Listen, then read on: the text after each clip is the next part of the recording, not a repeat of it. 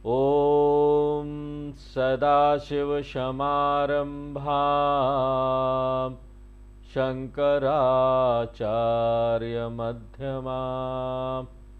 अस्मदाचार्यपर्यन्तां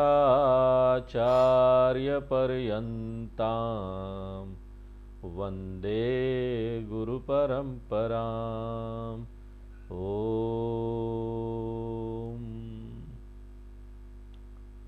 तो राजा परीक्षित गंगा के किनारे सुखदेव मुनि महाराज से भागवत कथा का श्रवण कर रहे हैं। दुनिया भर से ऋषि मुनि पहुँचे हुए हैं उनको आशीर्वाद देने के लिए और साथ साथ भागवत कथा का श्रवण करने के लिए भी।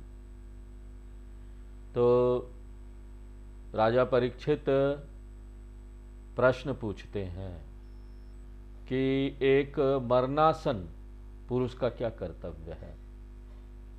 एक व्यक्ति जो मरने वाला है उसको क्या करना चाहिए। तो हमने देखा कि ये सिर्फ जो प्रश्न है सिर्फ मरने के लिए ही नहीं है, मरने के संदर्भ में ही नहीं है, ये प्रश्न जीने के संदर्भ में भी है। क्योंकि मरते समय का कर्तव्य वही व्यक्ति कर पाएगा जिसने अपना पूरा जीवन जो शास्त्रों में कर्तव्य बताया गया है उसको किया है, बड़ी ईमानदारी के साथ, निष्ठा के साथ, प्रतिबद्धता के साथ। पूरा जीवन जब हम अभ्यास करते हैं तब जाकर जब मृत्यु का समय नजदीक आता है तो हमारे संस्कार वैसे बन जाते हैं। क्योंकि जैसे जैसे बुढ़ापा आता है मानसिक रूप से हम कमजोर होते जाते हैं, उस समय जो संस्कार हमने बनाए वही चलेगा, अलग से ज्यादा कुछ हम नहीं कर पाएंगे। तो यहां पर परीक्षित के प्रश्न का उत्तर देते हैं सुखदेव मुनि। तो द्वितीय खंड का पहला अध्याय का जो 5वां श्लोक है वो हम लोग पढ़ते हैं। तस्माद् भारत सर्वात्मा, तस्माद् भारत सर्वात्मा, भगवानीश्वरो हरिः, भगवानीश्वरो हरिः। इसलिए हे परीक्षित, उत्तर क्या है? यदि अभय अवस्था को प्राप्त करना है तो जो सर्वात्मा भगवान ईश्वर है, जिसको हरि भी कहते हैं, उन भगवान के नाम रूप गुण कथा लीला आदि का श्रवण करना चाहिए। कीर्तन भी उन्हीं का करना चाहिए, स्मरण भी उन्हीं का ही करना चाहिए। लेकिन यदि जैसे है वैसे ही पड़े रहना है, जीवन में जैसे चल रहा है चलने दो, तब तो कुछ करने की जरूरत नहीं है। अगर मूर्खतापूर्ण जीवन जीना है तो जिए कोई व्यक्ति। और मूर्खतापूर्ण जीवन क्या है? दूसरों को देखकर अपना जीवन जी रहे हैं कि हमारे बाप दादा ने, हमारे माँ बाप ने ये किया था तो हम भी यही करेंगे। जो सब लोग कर रहे हैं हम भी वही करेंगे। और अब ये ऐसा समय तो रहा नहीं कि यहां पर सब लोग भजन कीर्तन कर रहे हैं। यहां पर ज्यादातर लोग भौतिक भोग में डूबे हुए हैं। और ये जो भौतिक भोग है ना, ये मूर्खता पूर्ण जीवन है। सिर्फ भौतिक भोग करना, हम ये नहीं बोलते हैं कि आप ये भोग ही बंद कर दीजिए। सिर्फ भौतिक भोग करना, भगवान की तरफ अपना ध्यान नहीं देना, समय नहीं देना, भजन कीर्तन में ध्यान नहीं देना, ये मूर्खतापूर्ण जीवन है। और ऐसा जीवन अगर हम जीते रहें तो निश्चित रूप से दुख बना ही रहेगा। लेकिन अभय की प्राप्ति करनी है, पूर्ण आनंद प्राप्त करना है, तब तो भगवान का ही श्रवण कीर्तन स्मरण करते रहना चाहिए। 6 नंबर श्लोक पढ़ते हैं। एतावान् सांख्ययोगाभ्याम् एतावान् सांख्ययोगाभ्याम् सर्वधर्मपरिनिष्ठया सर्वधर्मपरिनिष्ठया जन्मलाभपरपुंसाम् जन्मलाभः परः पुंसाम् अन्ते नारायण स्मृतिः। अन्ते नारायण स्मृतिः। हम पूरा जीवन भगवान का नाम लेते रहें, पूरा जीवन साधना करते रहें, ज्ञान अर्जित करते रहें, योग करते रहें, स्वधर्म आचरण करते रहें, तो इसका लाभ क्या है? इसका सच्चा लाभ क्या है?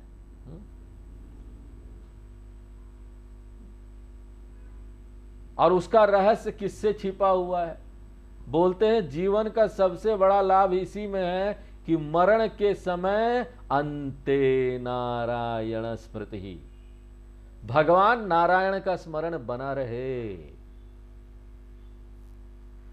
यही देखो कारण है कि जब जटायु का अंत समय आया और भगवान ने कहा कि तुम देह धारण किए रहो, तो वो बोले महाराज अंत काल में जिनके नाम का ही स्मरण हो जाने पर मुक्ति मिल जाती है, वो स्वयं मेरे पास से खड़े हैं, सामने खड़े हैं, साकार रूप में मेरे सामने उपस्थित हैं, दृश्यमान है, तो अब इस देह को धारण करके मैं क्या करूंगा? जन्म लाभ तो इतना ही है ना कि अंते नारायण स्मृति ही, अंत काल में नारायण का स्मरण हो जाए।